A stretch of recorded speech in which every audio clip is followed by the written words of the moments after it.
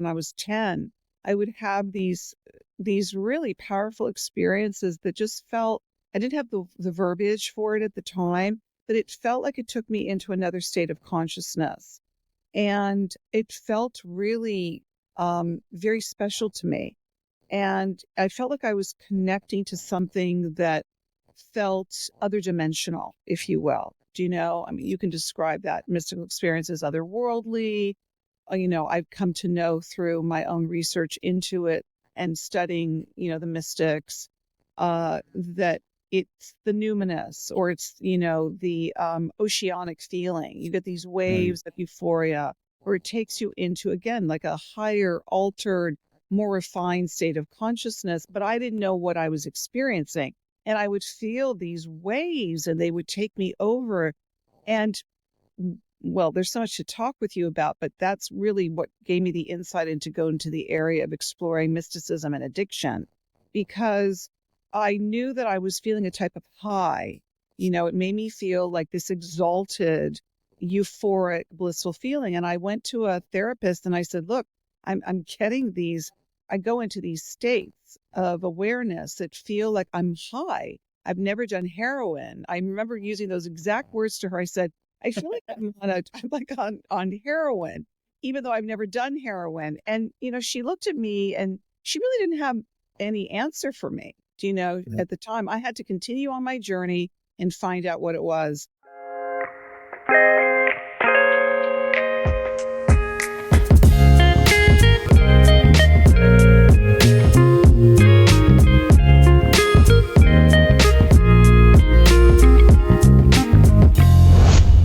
To a Broaderlands podcast.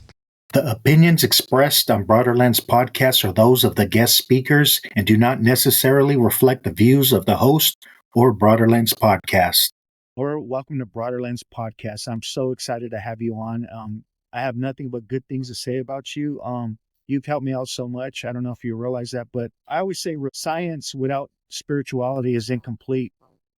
And spirituality without science is ignorance, and you blend it all in perfectly. And when I had my awakening, I had a lot of mysticism come to me, and you wrote probably my dream book, Mindfulness and Mysticism. And it's just, you have a lot of deep insight and wisdom. So I'm super grateful to have you on here. So thank you. Thank you so much for having me. Appreciate that. Before we get started, maybe you can share a little bit about mindfulness. Mindfulness is the practice of being present. So what does that mean? We live most oftentimes in, there are three time frames. There's the present, which we're in right now, which is the most real moment that there is because we're in it. And then there's the future, which isn't here yet. And there's the past, which is come and gone. And a research out of Harvard said that our mind wanders beyond 50% of the time. So where is it? Well, it's either in the future, again, which isn't here yet, or it's in the past. And a lot of people lament the past. They try to redo the past. They regret the past, and they also anticipate the future with anxiety or some type of, ill ease often. And where people have the hardest time is being in the present moment, the moment of now. So mindfulness is really an incredible practice of cultivating present moment awareness, which means that you really develop the awareness of the moment of which you are in. And it takes practice because we're so distracted. We're more distracted today than ever before. Most people are on their devices, and your devices are the very thing that's going to take you out of the moment. So you really have to make a concerted effort to be present and counter all of the distractions that are being thrown our way 24/7. And, mindfulness is a wonderful strengthening of our mind. It is cultivating mind strength. And it's something that we need because we are constantly being taken out of the moment. Another way to also explain mindfulness is it's basically the informal practice of meditation, if you will. So when you meditate, you make a date with yourself. You say, okay, I'm going to meditate. You're going to meditate for however length of time you wish to meditate, be it 15 minutes, 20 minutes. I started my meditation practice with transcendental meditation, also known as TM, that was 20 minutes in the morning and 20 minutes later in the day. But what happens when you get off of that meditation pillow or you get off the yoga mat? You oftentimes revert back to the self of distraction, unconsciousness. You can be somebody who meditated for 20 minutes and then you get into traffic and someone pisses you off and you flip them the bird.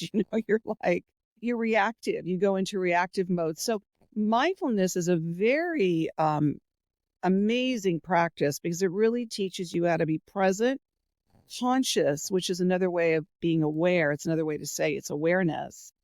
And it teaches you how to be that in all the moments of your day. Yeah, thank you. I'm thinking about my own spiritual journey, and I immediately found the 12-step community, and they taught me how to be more aware, more alert.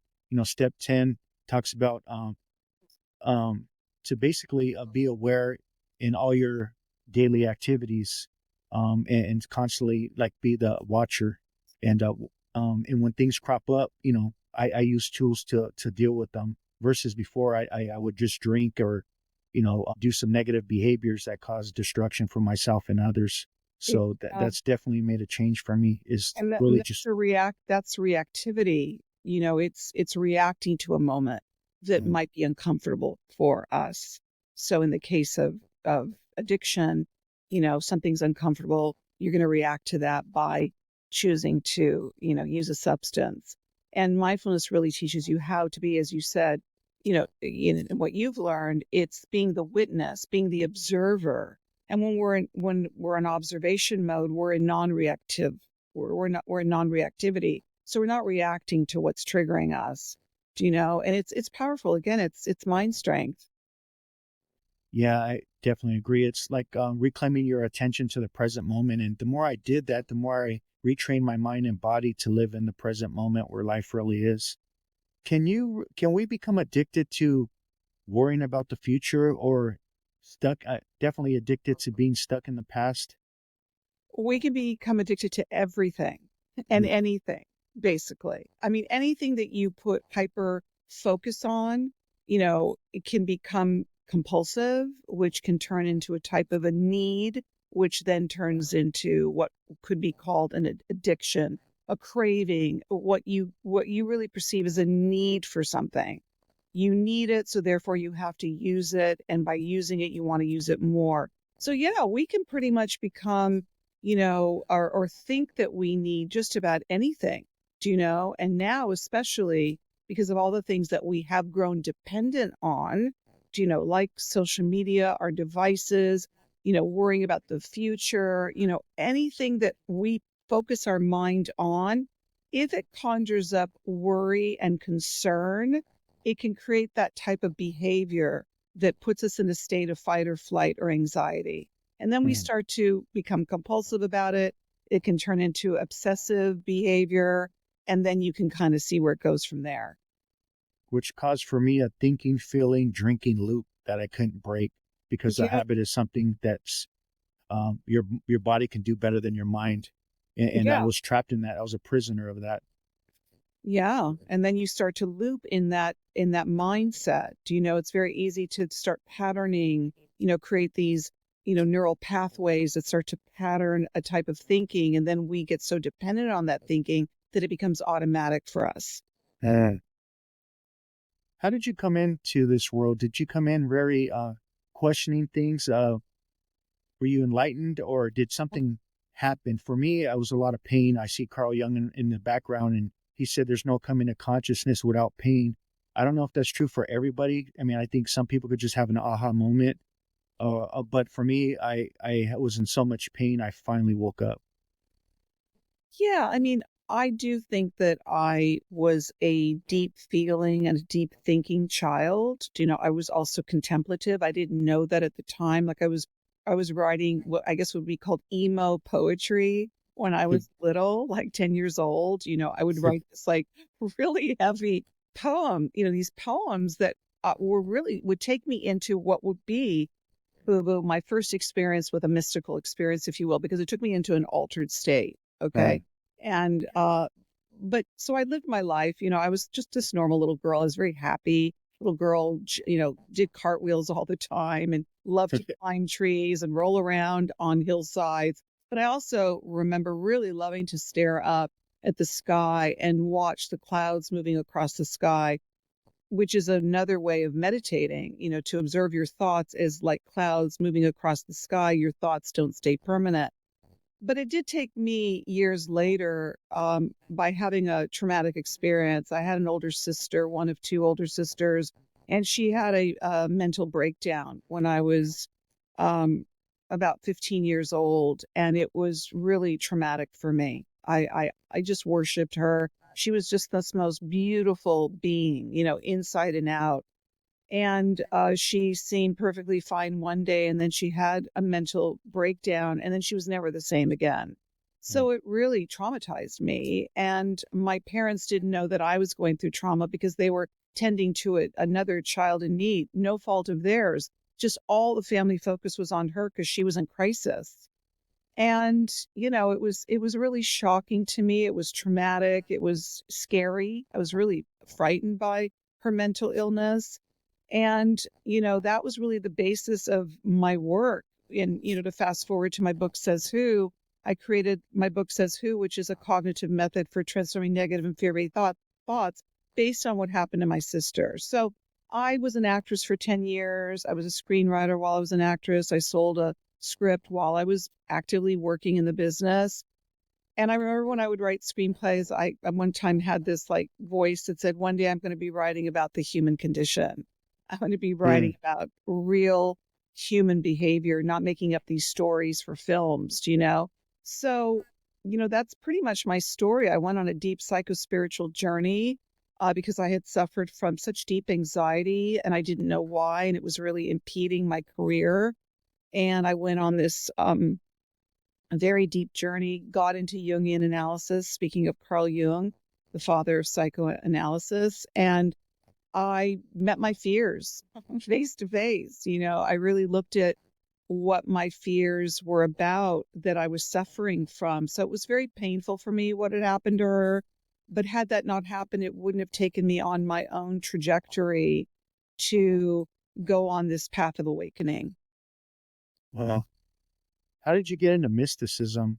I know, like for me, when I had my awakening, and I've shared this a number of times, they're probably tired of hearing this, but I had a lot of mysticism come to me. You know how Rumi says, "What you're seeking is seeking you." Yes. Like all of a sudden, like mysticism, different mystics from different walks of life came to me, and I was never like downloaded with stuff. I was just shown where to look. But I did have one person that came to me, and his name was Paramahansa Yogananda, and he came to me in spirit. I have so many stories about that. Never heard of lake shrine, self-realization, none of that stuff. Because I grew up in the neighborhood, so I wasn't raised with religion or any of that stuff. But yeah, so yeah, I just find it fascinating. Yeah, mysticism. Well, first of all, my father was very versed in Kabbalah, which is the Jewish mysticism, and we would sit around the table and he would read from it, and I was fascinated by it. So I think that planted a seed early on in my psyche. And fast forward to, I just remember as a little girl, like I said, even when I was 10, I would have these really powerful experiences that just felt, I didn't have the verbiage for it at the time, but it felt like it took me into another state of consciousness. And it felt really very special to me.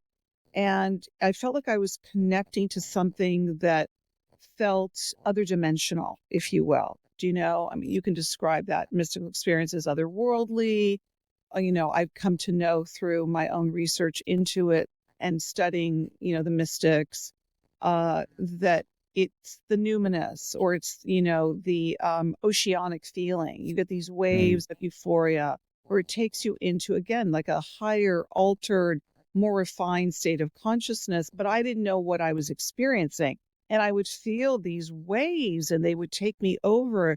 And well, there's so much to talk with you about, but that's really what gave me the insight into go into the area of exploring mysticism and addiction, because I knew that I was feeling a type of high.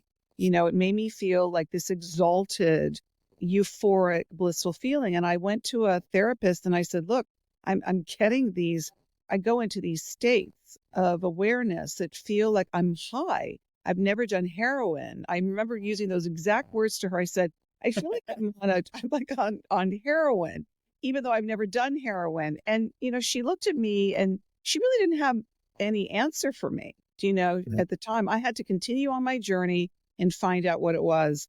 So the mystical experience, which I feel anybody can have, and it can come whether you're preparing for it, anticipating, or not even knowing what it is, it can come to each and every one of us.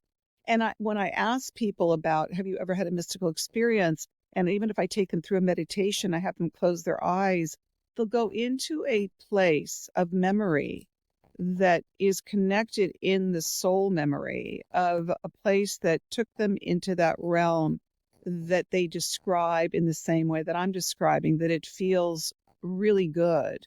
And you feel high and you feel like you're connecting to something of, you can call it whatever you want, divine source, the absolute, Christ consciousness, whatever. So I wanted to explore that. And I felt very compelled to write this book.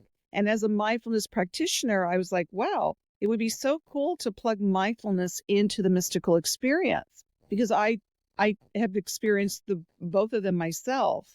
And that was really the inspiration for writing Mindfulness and Mysticism. What I love about your book is and I have a lot of friends that are probably be watching this, and they come from the 12-step communities. And you mentioned Bill Wilson, and I love that because he had some experiences. And you also mentioned Roland Hazard with Carl Jung. And he says you can't just go to church. You got to have a deep religious, spiritual experience, basically a mystical experience. Yeah. And he goes on to tell Roland that his craving for alcohol was equivalent to a low level thirst of wholeness of being in the letters. And then he says in medieval times language, it's a union with God. Yes. Which I find very interesting, because you talk about the mystical experiences as union with God, union with reality. And yoga is, union with spirit, and recovery world. It's to bring back, to get back, and there's even in religion, because it talks about religion in the 12-step book, see where the religious people are right. And yes, there's a lot of negative stuff with religion. There's many wars and all that good stuff. But at the same time, it means to reconnect. And I love how Peter Levine talks about how trauma is a disconnection of self. Yeah. And that's what I believe Bill called the spiritual malady. So I got to reconnect with my divine essence. Exactly, Boo Boo. And I think that, people that are inclined to ameliorate their pain and suffering by reaching for a substance so that they can feel that high, they can feel that numbness. I mean, I even use, that description in my book. It's wanting to get high. Just the whole idea of going higher, thinking that it's the drug or the substance that is going to take you higher, when in fact it is really the soul's yearning to be exalted, to be taken higher.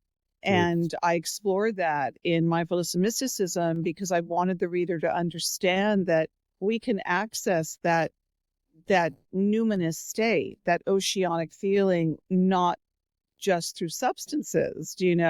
It's just easy to reach for that, without really understanding that experience awaits every one of us. So if I'm in Arizona and I'm in 115-degree weather and I'm hiking, and you're in California, AC on, watching your program on TV or whatever, and it's 72 degrees there, and you take a drink of water, you put it down, everything's fine. But if I have all this unresolved trauma, representing the weather within me, and I take a drink of water, it's going to have a different effect on me. And I think a lot of the, I know in the 12-step community, the big book says selfish and self-centeredness, we think is the root of our troubles. But I think it's trauma. It's unresolved pain. Yes. So when I take a drink, it's going to heighten the effects versus someone that's living in homeostasis.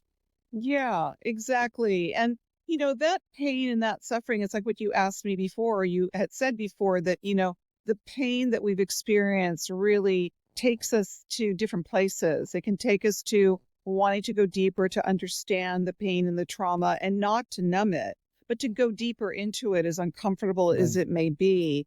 And, we've all had different degrees of trauma. We can't compare our trauma experiences to one another. So we all have our own coping mechanisms to deal with it. And we all have our different relationships to our trauma. And we also have our different needs for how we're going to feel less of that trauma. So yes, if you're reaching out and the degree of your trauma has been greater, and you've been numbing and numbing and numbing that experience that you've had, you're going to have a whole different experience than someone else, clearly, or someone, as you say, who's in a homeostasis, and that doesn't have the need to numb, doesn't have the need to push down the memory of the trauma. They're not going to have the same need to do so, obviously. Yeah, thank you. You mentioned the dark night of the soul. I'd love for you to touch on that a bit. I know, is John of the Cross the one that coined that? And you mentioned him in your book, and I love John of the Cross. I believe that it is him, or people refer to John of the Cross because his dark night of the soul supposedly lasted for years and years and years, and one's dark night of the soul, you hear that dark night of the soul. There can be many dark nights that the soul goes through its torment and goes to a place of just not being able to get out from under the darkness. But I also say in Mindfulness and Mysticism that the dark night of the soul can be the greatest gift. If you can ride that wave. The dark night of the soul, I'd love for you to touch on that because, I always find that interesting. And I know John of the Cross, and you mentioned him. I always make jokes, and I always say his name was Juan, not John. But John of the Cross, he was coined to create the dark night of the soul, right? Or mention it. Yes, and I think when people speak of the dark night of the soul, or those that refer to John of the Cross, that he was somebody who was tormented, and his dark night of the soul lasted a lot longer than one night.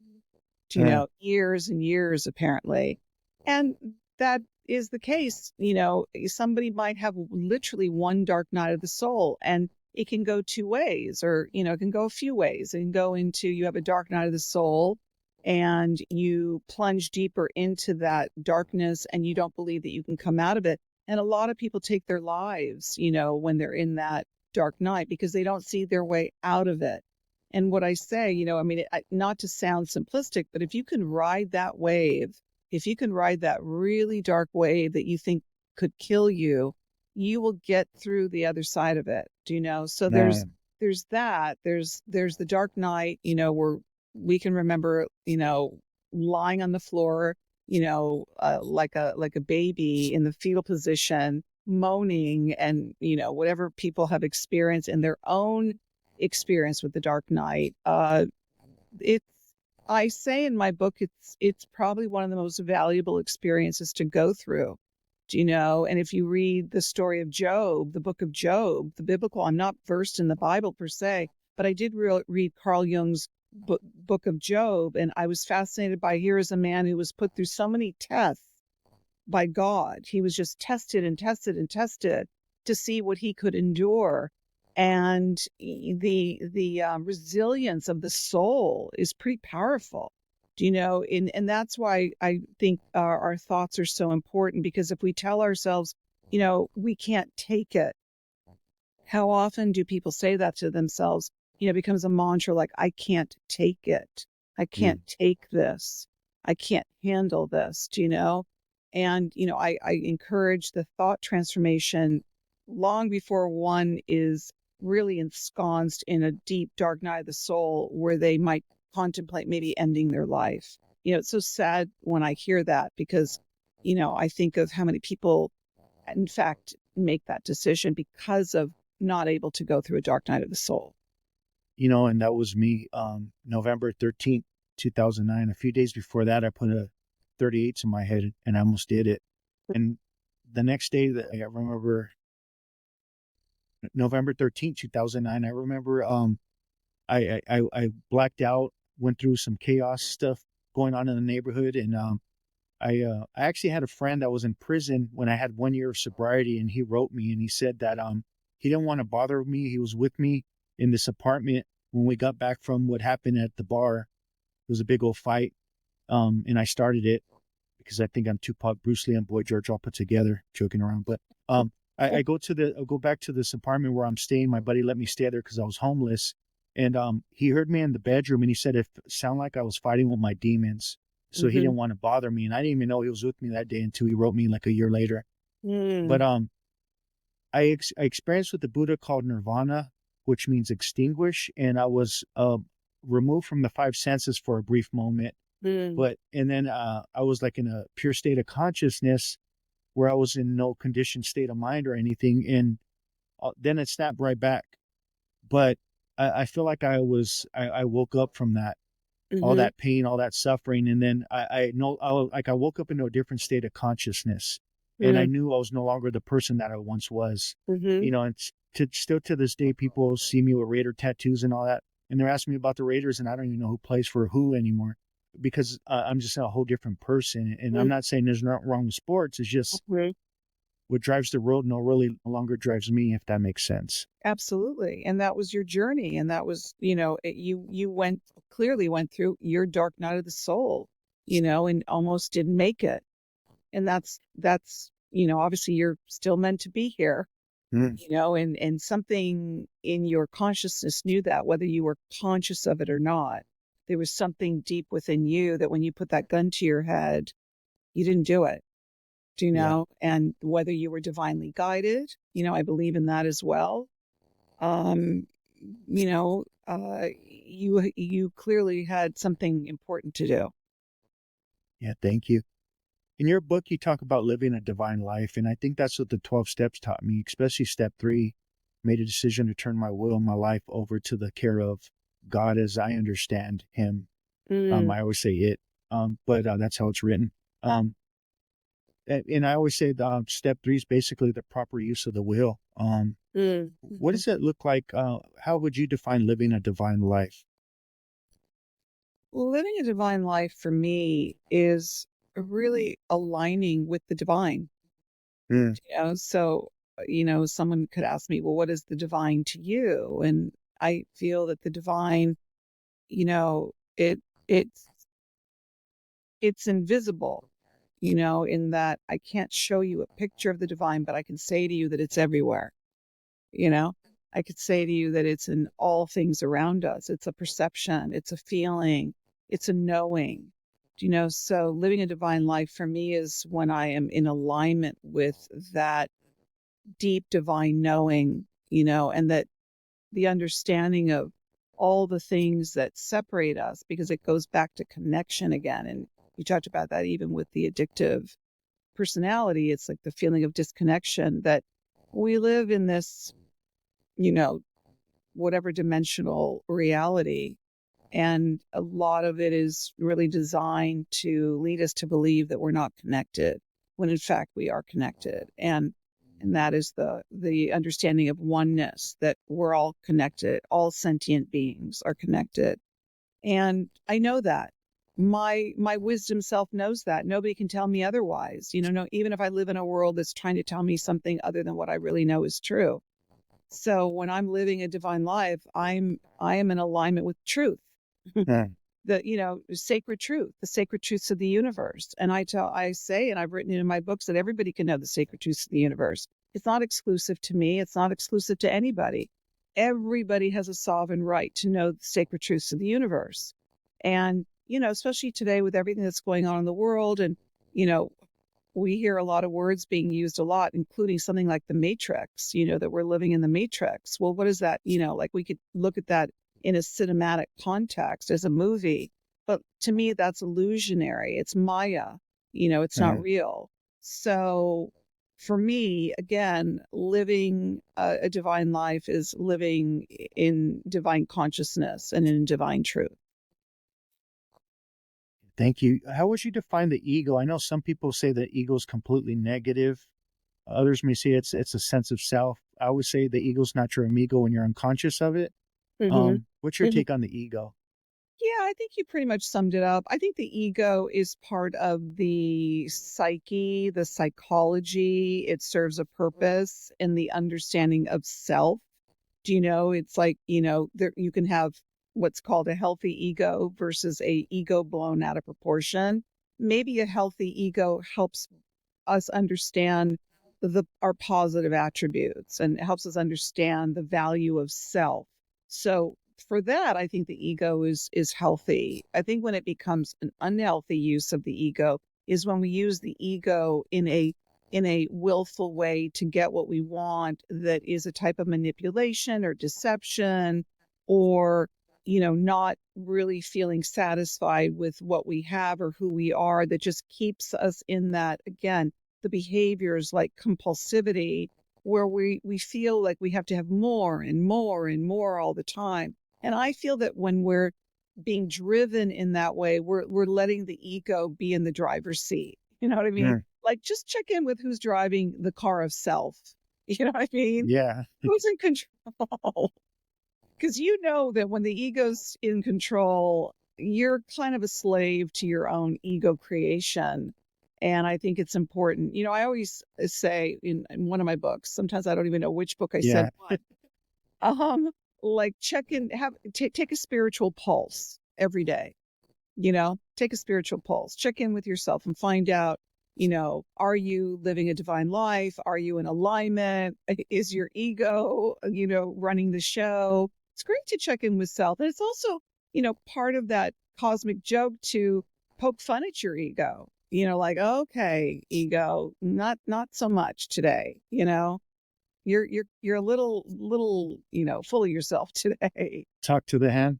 Yeah, exactly. Yeah, thank you. You talk about self-surrender, and I don't want to say in your book, because you have a number of books, but in your Mindfulness and Mysticism, you talk about self-surrender. What does self-surrender mean? Self-surrender to me is surrendering to, I use self because we're the ones that place obstacles in front of ourselves. We're the ones Mm, that limit ourselves. We're the ones that hold ourselves back. Nobody's doing that to us. We're doing that to ourselves, or we're allowing someone to do that to us. So it brings it back to the responsibility again of self, self-awareness. So self-surrender to me is when I am surrendering to what I know I need to surrender to. It could be surrendering to a fear, and I also mention in the book free falling, which is part of also how I describe self-surrender. Sometimes we are afraid to surrender to something that maybe we can't fully even know yet or articulate. It's a feeling that we have when we're in a state of fear. Surrender to your fear. mm. Go ahead, just surrender to it, see where it takes you. If you fear the fear, you're not going to surrender to it. If you allow yourself to go towards your fear, you are surrendering to it. So, the greatest learnings come from not by keeping our guard up and not by running away from our fears, but by surrendering to them. Yeah, thank you. I was just thinking, as I learned how to live on a spiritual basis, I created a healthy ego. And they say when the mind is quiet, the soul will speak, and then I can experience higher states of consciousness. And I've had a number of different experiences that just came automatically without trying, whether it's a result of meditation or just trying to be more loving, more kind, more aware, more mindful. I Mhm. think all of that creates this higher states of consciousness. And that's kind of one of the reasons why I named it broader lens, because when you change the way you look at things, the things you look at change, and you brought in your awareness from that little small-minded, unhealthy state of ego when I was on a lower vibration. So, yeah, thank you. Exactly. Exactly right. You're right. It's a Yeah, broadening of one's perspective and perception, and an expansive awareness, and that's why I always say stay open, don't restrict, stay open in your mind. what would you define a spiritual seeker? I know in the non-duality movement, that's spiritual seeker. The word seeker is like a bad word to them. But for me, I like calling myself a spiritual seeker. I don't get too caught up in those kind of semantics or Right? words, labels like, even the word seeker. I think the word seeker is beautiful because Me to me too. that means you're on the path of looking, and you're on the path of seeing, and you're on the path of wanting to know more. So you're seeking. It's being in a state of awe and wonder. So for me, the word seeker is not a problem at all. I think a spiritual seeker is someone who is seeking to understand their spiritual nature better. One of my favorite quotes is by French philosopher mystic Pierre Teilhard de Chardin, which is, "We are spiritual beings having a human experience." So part of that spiritual seeking to me is to go beyond the human experience. Don't let the human experience tell you who your spirit is. Go beyond the limitations of the human experiences that we have daily and be in a state of wanting to know, which is another way of saying seeking. Yeah. And when we can experience this, we experience oneness, right? I know, I love what Meiser Eckhart says: the mystics will understand, theologians will argue. And like, if you look at Thomas Merton and Thich Nhat Hanh, they were like brothers. They understood each other, even if they had different belief systems and came from different religions. They understood each other. They understood their oneness with each other, and I think that's what happens when you that's a mystical experience, really being more in tune to the oneness of life, where Jesus says, "Blessed are the pure in heart, for ye shall see God." See God where? In all things. Absolutely. Yeah. And it doesn't matter where we come from, who we are, what religion or no religion, or what race or creed, religion, gender, all that stuff that Yeah. is piled on high to the spirit, none of that matters, because when you start to strip all of that away, you are left with the awareness that we are not separate from one another. And I think that's why we're in the midst of one of the greatest spiritual awakenings of our time, because we're realizing that we're basically pulling back the veils of illusion that have, filled us with so much of this, stuff that keeps us separate. And we're not meant to be separate. We're there. Oneness is, again, as we said, it's the connection to all that is.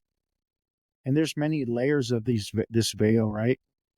Many, many layers. And, it's like peeling an onion, because even if you're on the road of self awareness, self realization, self actualization, or, I say there's many enlightenments along the way.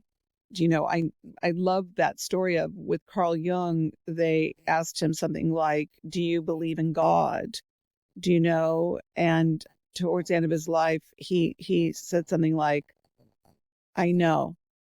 Like, whatever he knew, he knew. He just came to that realization. Like, it's a knowing, do you know? So that knowing, along the way of the self-realization, you're going to awaken along the way and have these mini awakenings along the way. I mean, the Buddha, didn't just boom become enlightened. It's a process. And if you set yourself on the path of awakening, the veils will continue to lift, and it's like peeling an onion. Right. Every moment is another opportunity to peel another layer, to lift another veil. It's quite a miraculous journey. There was a story with Thich Nhat Hanh where he gave a beautiful speech, and five nuns, Catholic nuns, walked up to him afterwards, and they says, "We loved your speech, everything you said, but there was one thing you didn't say." And he said, "What was that?" And they said, "You didn't mention God." And he looked at them and smiled, and he said, "What isn't God?" Beautiful. Beautiful. Yeah. And that's kind of what I was saying before about the invisible, that it's everywhere, Mhm. which can be interpreted as that God is expressed in all things and everything. And that is all around us at all times. How do we keep our authenticity and find it? Because, we live in a world that if you don't think like us, you're against us. And it's really hard to really stay heart centered and find our authenticity. I always say the greatest minority in today's world has nothing to do with skin color, it's authenticity. Yeah, I mean, there's something about just being true to who you are, and when you're in that state of love and acceptance and oneness, whatever that means to you, you are living authentic to who you are. You just drop in. And when you drop into that state, it's palpable. People can feel it. And what it's like, Boo Boo, when you like meet people. I've met so many people, you know, that I've never known before, and we just connect. And we don't know anything about each other. We don't know where we're from, what we believe, what we don't believe. There's no information there. It's just soul to soul, human to human. That's all we're vibing in that moment. So when you're really living authentic to who you are, you're not afraid to live any other way. Like, oh, I got to be this person with these people, and I got to be this person over here, and I can't show who I really am. I don't believe in any of that. I believe that when you are really dropped into who you are, then you are who you are, and people will feel that about you. That's what they'll sense about you, and that's what they're going to pick up about you. Do you know? And if we could all walk around like that, there'd be a whole lot of love on the planet. Time to Awaken. How did you come about writing that book? And what does it mean to awaken? Well, that's my last book, my most recent book, which I wrote last year. And as a mindfulness practitioner, I've written a good share of books on mindfulness and the awareness, the mindfulness practice.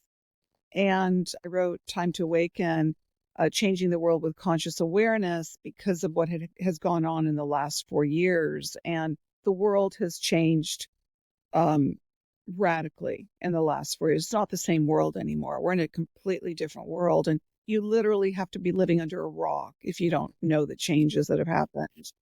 And there are going to be a lot more changes that are going to be coming down the pike really fast. Okay. So, people ask me, did you channel that book? Like, whoa, how did you write that book? And I wrote it really fast. And I did say, like, I feel like I downloaded it for sure. Like I am a vessel. When I write books, I'm a vessel. So that information is coming through me because I'm open to receive it. Kabbalah means to receive. You're receiving the information that everybody can receive. So if you're open and you're an open vessel, you're going to receive the information that you are seeking, to use that word. So I had a very strong perception of what happened, in 2020, and the world came to a screeching halt, and without going into all the names that they called what was going on 4 years ago, I just knew that, okay, what just happened? This is a whole different reality that we are experiencing, and the world has changed. And so I wrote the book, and I talked about my own perception of how I saw the changes. I also noted research facts about some of the things that I was questioning. I wrote about mindfulness. I even mentioned the Four Noble Truths. I delved into an area that would never have been in my wheelhouse, transhumanism and AI. So, if you're somebody who really perceives the world and you can really identify what's going on, there's so many things going on simultaneously. We're living in a multi-reality universe. There's so many different things happening all at once. So I covered a lot of territory in that book that was through my own doors of perception, to use Aldous Huxley's doors of perception phrase. And it's been, a really incredible experience, and it's touched a lot of people's lives, and a lot of people have thanked me for writing it. I got interviewed a lot. I didn't know how people would react to that book, and people interviewed me and like thanked me for taking that step forward and writing about truths that I perceived as truths for me personally. Yeah, thank you, because I barely glanced at it and I could tell already I'm connecting with you. During that time, I seen everyone in fear buying toilet paper, running around like this, and I'm just still just watching everyone. And then I start getting judged that I'm killing people because I'm making my own choices, trusting my own authenticity and Right. intuition. Mhm. And yeah, I had to listen to that inner voice. Yeah, Um, people telling you that you're going to kill grandma because they heard that on the news. Yes. They heard it. How do they know? If you talk about science, do you have empirical proof that you are going to, in fact, kill grandma? Show me the proof. I wonder how much with all the fear, because you mentioned it in the book, fear is the number one reason why people stay stuck in ignorance. Right. And I forgot what line that was, but I think that's on page 2, Wow. first paragraph. Because on page 1 it continues, and then the first paragraph, full paragraph. Yeah, that's it. Sorry. But I wonder how much we created. Whoever's producing all this fear is creating the placebo effect at a collective level. Yeah. There's so much to unpack with what's happened in the last 4 years. It's the greatest awakening of our lifetime, really, and we're all in it. We're here at this moment in time for a reason, and we're all on this journey for a reason at this time. And there's again a lot to unpack with what happened. It's unprecedented. Never has there been a global occurrence that happened simultaneously, that every single person on the planet was exposed to at the same time. It was unprecedented. And also what happened is that it sent out a reverberating wave of fear. And, when you talk about fear, which I write about, fear serves a purpose up to a point. But when it starts to become perpetuated and propagated, that's being used for a reason, and that's being manipulative and casting fear on people for a reason.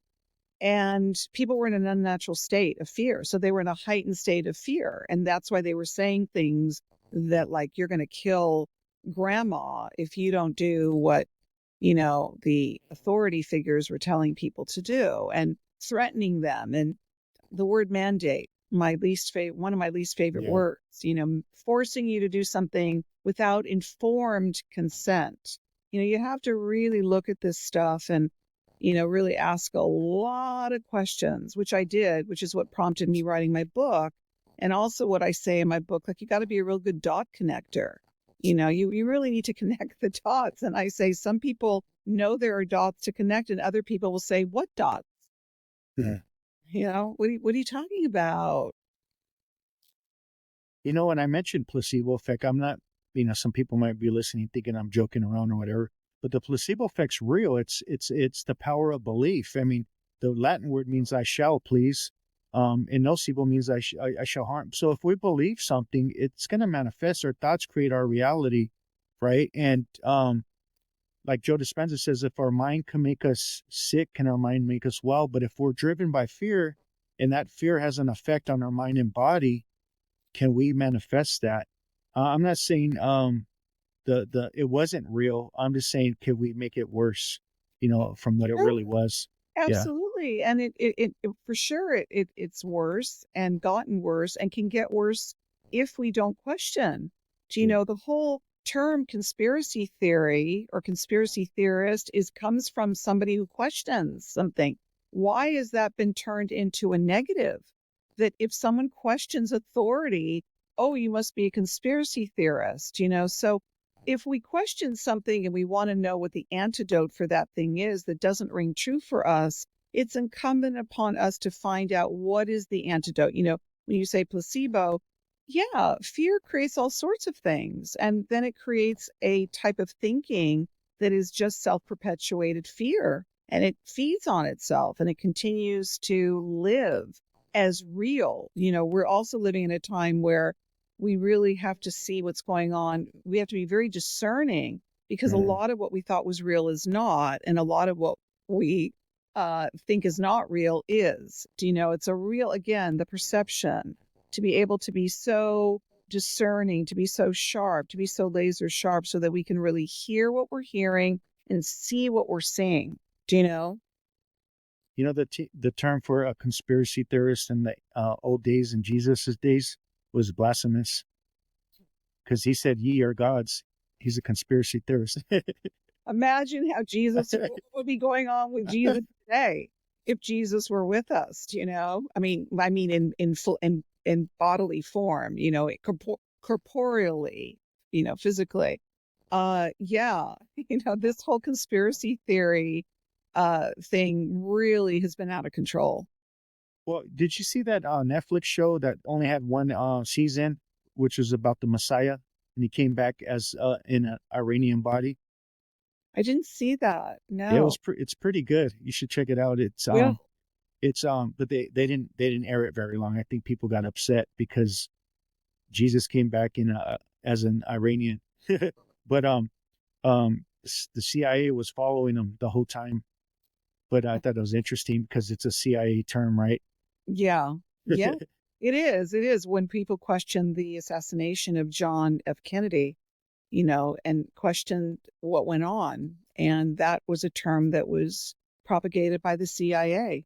If you question what you're told, you must be a conspiracy theorist.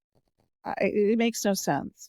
Did you If people buy into that, then they're going to really doubt their own questioning. And what I say to people is question everything. My whole book is based on that. So is a actual questioning process to question your own thinking. I got to meet Jordan Maxwell before he passed away. I'm not sure if you're familiar with Jordan Maxwell, but he wrote a lot about what we're talking about. And it was really cool to hang out with him for a couple of days at a conference in Laughlin. But he talked about. I remember him teaching me about the silent weapon. They called television the silent weapon. That's a CIA term. The silent weapon. So they're television. They're telling us what type of vision to carry with all these fears with the news and stuff. So I just really I have I call it conscious watching, being aware of what I'm watching on television and really picking.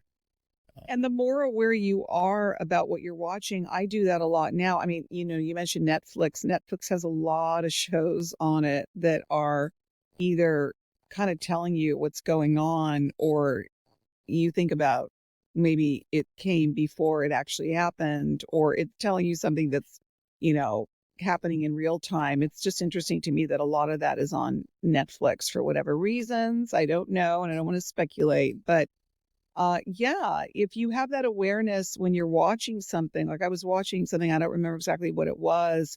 And I said, oh, that's interesting. That's actually really happening in real time right now.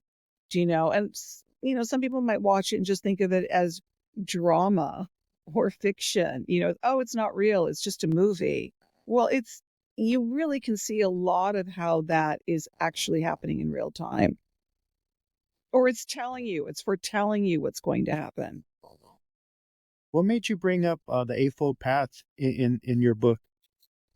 I really like the tenets of Buddhism, the Four Noble Truths, the Eightfold Path, because I think it really breaks down the virtues of human life and the way to live life, which what attracts me to Buddhism is that it's really what I call simple knowledge or wisdom in a lot of ways, and how to just be a conscious human being.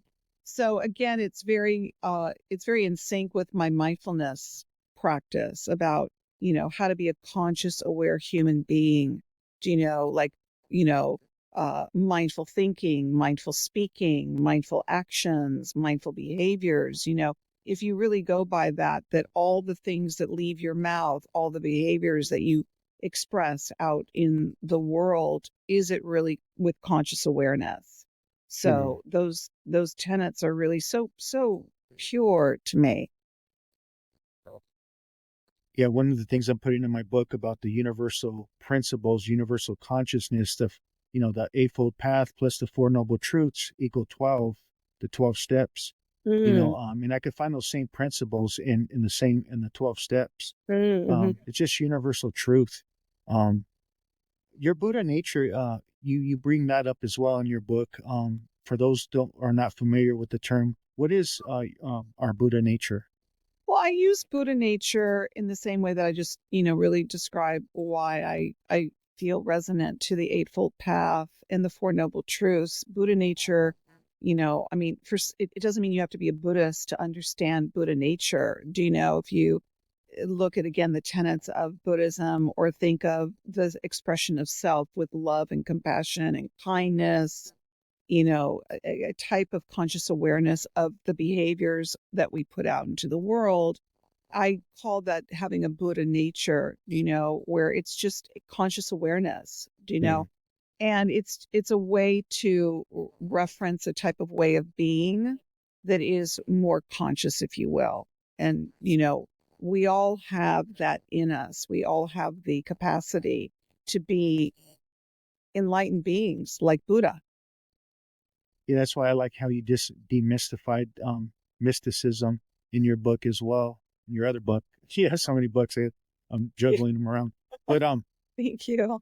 I also hear like what Paul said, Apostle Paul said, the Christ in you is your hope of glory. I mean, I hear that as your Buddha nature as well.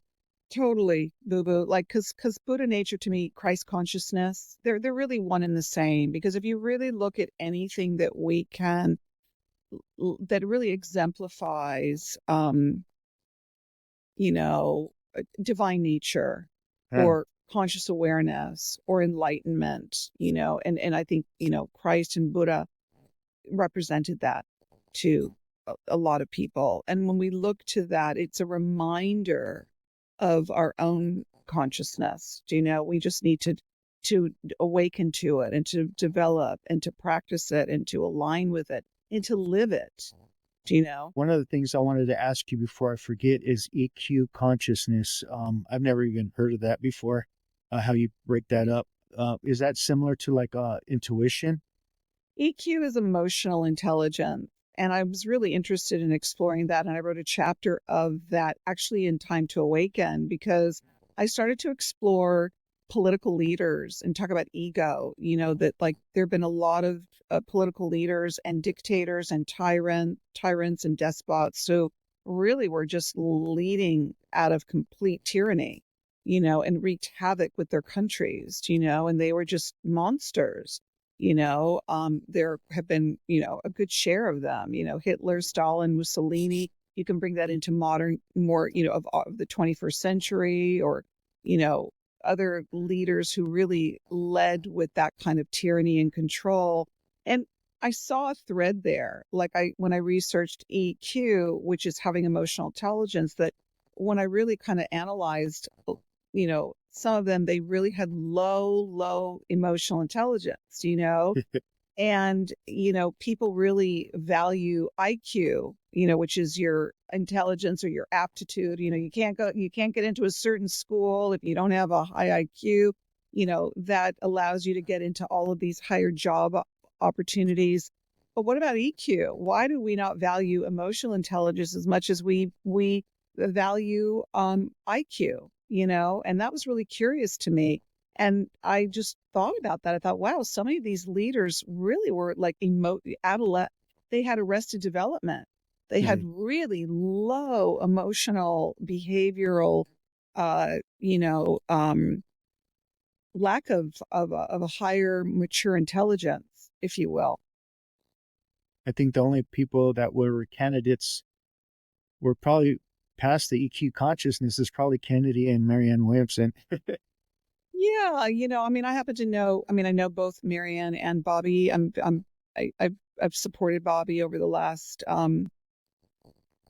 4 years, in that I was on the board of his organization, Children's Health Defense, for a couple of years, and then I was supporting his run for president. Yeah, I would say that Bobby is a very conscious person, and what he wants to do is admirable. And what he tried to do with his own party, he tried as a Democrat to do what he really believed was a better vision for our country. Unfortunately, they wouldn't let him do it, which is why he went and has united with Trump for no other reason but that his own party rejected him. Yeah, I love both of them. I think if you're going to run for president, you got to make sure you got to have a certificate or something that you've done some shadow work or something. Sure, for sure. Yeah. And, listen, if you want to even be doing that, that's a pretty intense arena to play in. Politics is a dog arena. It's got a lot going on there. It'll really test your soul. Yeah, thank you. Your new book says who? Maybe you can elaborate on that a little bit. I don't own it and I apologize. I will Oh, get it. sure. Well, it's actually not my new book. Believe it or not, Oh, it's not? it's my first book. I have it right here because I'm working on a new course for it, which is the Says Who Method. And you can go on my website today and actually go join the wait list for it. But Says Who was the first book I wrote. And I wrote it because this sort of circles back to the beginning of our conversation, that I believed a thought that wasn't real when my sister had her breakdown, and it caused me tremendous suffering. And it took me on a real path of suffering and anxiety. And then when I confronted the thought that I buried in my subconscious, which I say is like the basement where we store our, you know, greatest fears and that turn into our core beliefs. So I wrote this book and I created the Says Who method, and it really has changed so many people's lives. And, I created a whole niche of coaching called the Thought Coach. I was a life coach for 10 years, but I realized, what's a life coach? That sounds so vague and broad, but I was really a thought coach. I was helping people understand their own thinking mind and know that they had the power to transform their own negative and fear-based thoughts. So with this method, I just did so much with it, but I went on to write other books, and I did a lot of things since I wrote Says Who, but Says Who has always stood alone. And there are people that take the course all the time, whether you want to be a thought coach or not, you can learn the Says Who method. And that's why I'm now doing a whole revised course, because people don't necessarily want to be a thought coach. Some people do. I've certified over 100 thought coaches all over the world. But I had people reach out to me recently and took my thought coach certification, which uses the Says Who method. And they said, I don't really want to be a thought coach, but I want to learn the Says Who method. So I'm creating this fantastic course that I'm super excited about so that the whole world can learn the Says Who method. And it's a game changer. It really helps you kind of hack your own thinking process and understand that you are the creator and manifester of your reality. And you can change that by changing the inner dialogue that you have, which is, as the creator and master of your inner dialogue, which then creates your reality. So I'm super excited about it because I've always felt so passionate about Says Who, and I want to teach it. Somebody actually reached out to me today. They DM'd me and they said, "Is your book in Spanish? I really want to learn your Says Who method." So I'm going to translate. I'm going to get that translated into Spanish as well, because I have so many people asking me that. So I think the universe is telling me something. Get Says Who translated in Spanish. That's So awesome. yeah, so it's really, I'm super psyched about it because I feel like this is freedom. This will give you freedom of thinking, and I know that once you get it, once you have that aha moment, it's a game changer. You will never look at your thoughts in the same way again, ever. Yeah, thank you. I would love to be a part of that course. I'll go on the waiting list myself. That sounds very interesting. And I'm always like, I just want to learn and soak up as much as I Oh, can and be yeah. helpful. So It's awesome, Boo Boo. It's truly like once you get it, like once you get the whole process of how to work with the thinking mind, and that you're really the manifester of the thoughts that you hold true in your mind, you live your life that way completely. Emmett Fox talked about the mental diet. So being aware of your mental diet on a daily basis. Yeah. I say you're the curator of the thoughts that you want to hold. This is the most powerful real estate there is right Mm. here. There's no greater real estate than this. So what thoughts do you want to, it's like, or you walk into a museum and you see the best of that artist, especially if you're looking at some of the blue chip artists, well, that's been curated. Okay. Well, how about curating your own thoughts to be the best thoughts that you can have, that you're holding in the museum or the real estate of your mind? Yeah. Wow. Pretty cool. There's a line in your book, Time to Awaken, and it says, what will save our humanity? And then you bring in love and compassion. How do we do that? Do you feel there's a responsibility for each and every one of us to start taking more responsibility and stop thinking of a savior outside of us, whether it's with a politician or religious, um, you know, person or anything else? It has to go within. We have to go within. Totally. I mean, the quote by Gandhi, be the change you wish to see in the world. Like, stop waiting for it. Like, just stop waiting for something outside of yourself to make this a better life experience. If each and every one of us took responsibility for that and we fundamentally changed ourselves in ways for the better, bettering ourselves is contributing to bettering our humanity. If you go back to the collective consciousness of oneness, we're all connected. So, and clean up your side of the street. Stop worrying about someone else's side of the street. Get over it. Like I say, like, let's clean up our side of the street, and then we can be proud to say, hey, look what I've done. I did it for me, and my doing this is going to really connect to someone else that says, hey, you know what? I cleaned up my side of the street too, and then we start to connect out with that, by pointing a finger and, blaming and resenting and all this stuff is just such a waste of good, precious energy, So yeah, that quote by Gandhi to me is it. It's like, be the change. Well, okay, go be the change. And then we'll see the changes happening rather than to complain that they're not. So you're saying stop speaking victimese. Totally. You got it. You got it. That becomes an old record, becomes a broken record. You start looping and looping and looping, and you're on the hamster wheel of that victimhood, and that's not going to get you anywhere. I was telling Neil Donald Walsh a while back, the problem with the golden rule is that to love thy neighbor, love thyself as thyself, is many people in today's world don't love themselves anymore. I was one of those people, and I could only love people as much as I love myself, and I didn't love myself.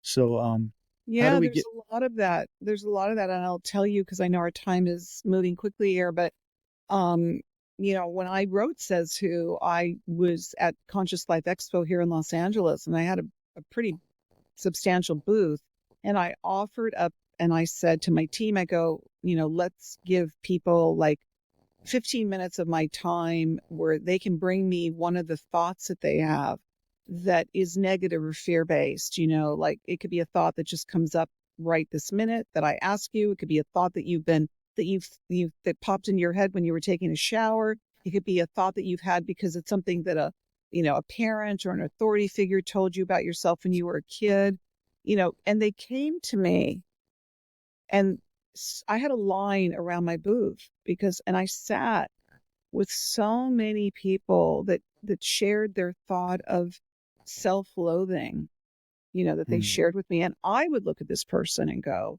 and I'm feeling the vibe, I'm feeling their soul. Again, it's like, we just see each other. We don't have any information on each other.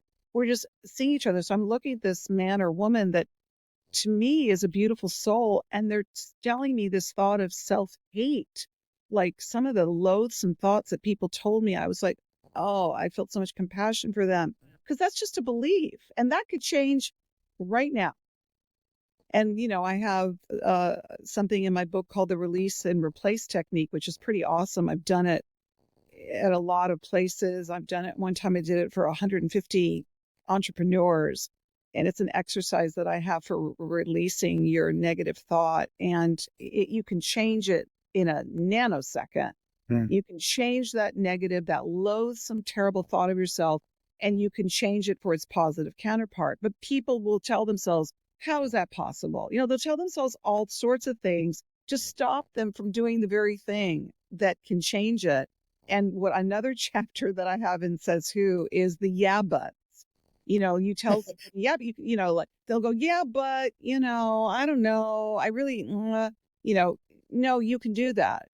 Yes, you can. And then they'll start to loop about the yeah, buts, all the excuses that you tell yourself, because it just seems too easy to change something, It's really remarkable.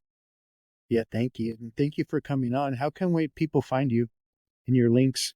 And thank you for having me. They can find me at oranadrich.com. That's my website. And, it's got everything on there, what I'm doing, the course that's coming up, the thought coach certification program. If somebody wants to be a thought coach, we sure could use more of those. Yeah. Helping people think right. oranadrich.com. My handle on most of my social media platforms is my name, Ora Nadrich. Yeah, thank you. And I'll definitely upload those links when I upload this video. So I really appreciate you coming on. Thank you. And thank you for what you're doing. It sounds like you're doing some really good stuff yourself. Thank you. I'm going to end it with the Thich Nhat Hanh quote. And he says, "We need a collective awakening. One Buddha is not enough. All of us have to become Buddhas in order for our planet to have a chance. Fortunately, we have the power to wake up, to touch enlightenment from moment to moment in our very own ordinary and yes, busy lives. So let's start right now. Peace is your every breath." Thanks for coming on. Thank you so much. Beautiful. Namastizzle. Just know we out here. Know we out here working in a major way. Had to speak on it just to make a play. Any given subject, know we make a way. Time to level up on a day-to-day. Know we out here working for the greater good. Expand your mind, broaden your lens the way you should. From the stars to the galaxy to speak on spirituality. Higher understanding for the neighborhood.